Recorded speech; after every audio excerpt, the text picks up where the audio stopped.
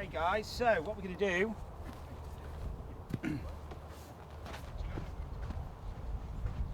we're going to be going this way. I can go that way.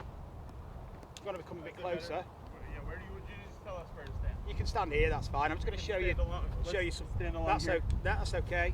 So there's a lot of rocks. you're all going to be going in this bunker in a minute, because basically this is our track man.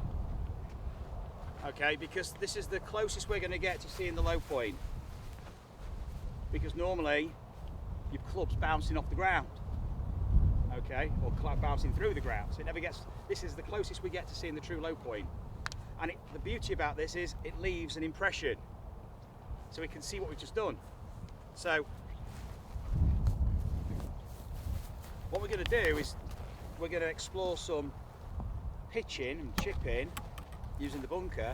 This is also going to help elevate our level of awareness for the full swing, because we're going to do some lead arm for starters, because we talked about this being the centre of the swing, if you like. So when this all extends out, you've got the radius of the swing, and this is going to give us our strike location with the ground. So where we are, how we're moving is going to influence how we release this and where it hits the ground. And then we've got some indication now, and something we can relate to in terms of how we're moving and how we're going to strike the ground before we even do it. We can start to rehearse it, but we've got to experience it first. So feeling the drop and the pop. So what we're going to do is we're going to draw a line. I'll do it over here where there's a bit more sand. Now, this is not the line drill as such, this is more about depth of divot. We're going to walk along the line, and what we're going to do is we're going to explore making different depths of divot. So can we do a light divot, very light, that one? Can we go a bit heavier, heavier, and make it heavier? Make it deeper. Then can we go back to light? And then back to heavy?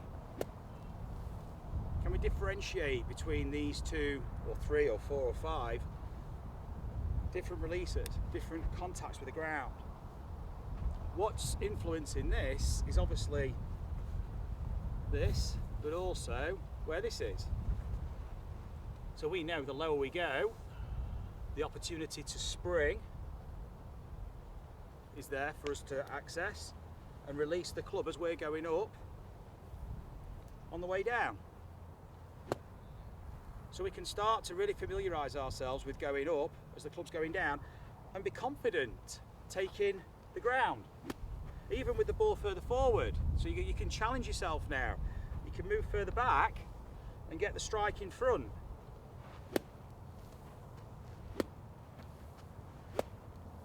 So now you're having to shift, time your pop and start to see the effect. We're not going to do too much left hand, okay? We can do both then. And we can start to explore how we need to move to get that low point forward. And then how we spring and release the club and get the leading edge cutting through the sand. So we can experience what it's like to strike with the leading edge or the back edge. We're not going to talk bunker play as such today. We're using this more for pitching, okay? And we'll talk about the actual technique in a bit that we can start to play around with, but at the moment we've got a downward angle of attack. So you can see we've got a downward angle. This is not, we can just brush. That's going to use the back edge of the sole more.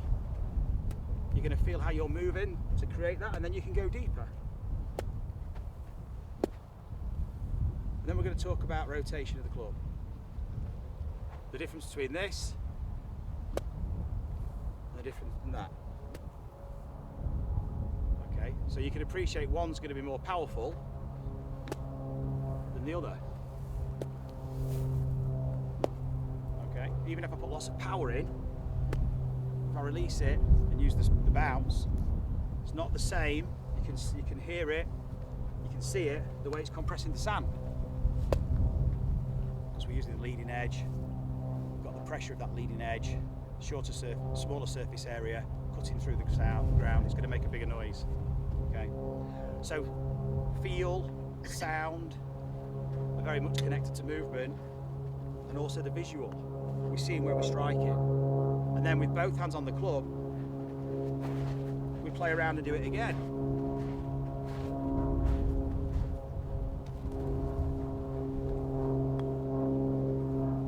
I'm going to have a guess.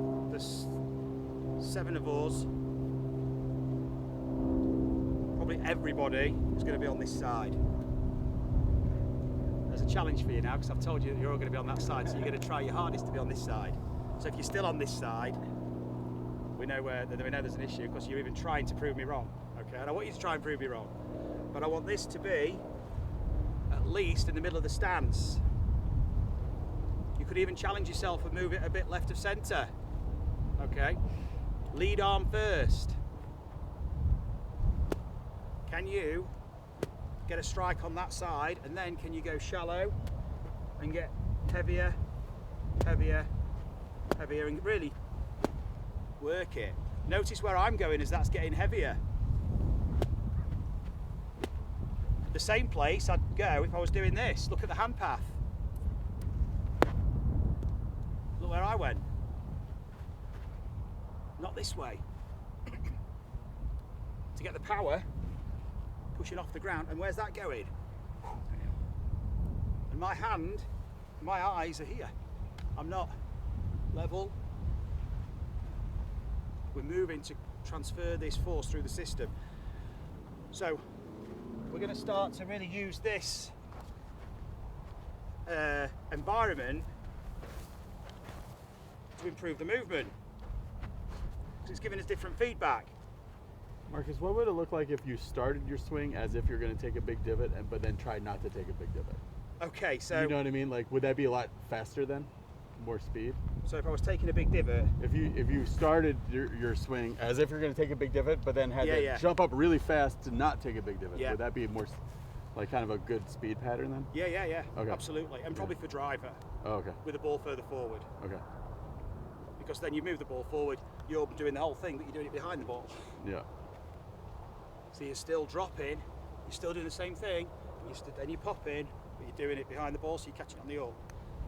Of course, there's going to be some change in orientation in terms of movement for swing direction, because we've got to, when the ball's teed up, the arc will be going left, so we'll talk about that tomorrow with drivers. This is great because it's giving you some different feedback. We move different.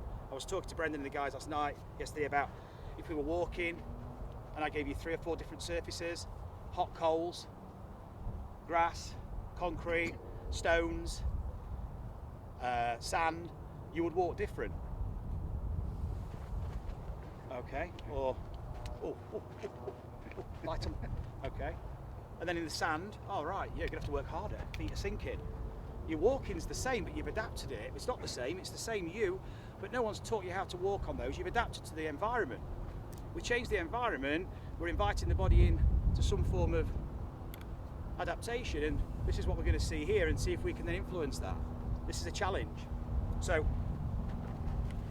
not that I think you can't do it, you can all do it, but I think we might see at first, well, we'll see, lead arm, because this is, I guess most of us are all right-handed naturally, so it's our non-dominant hand.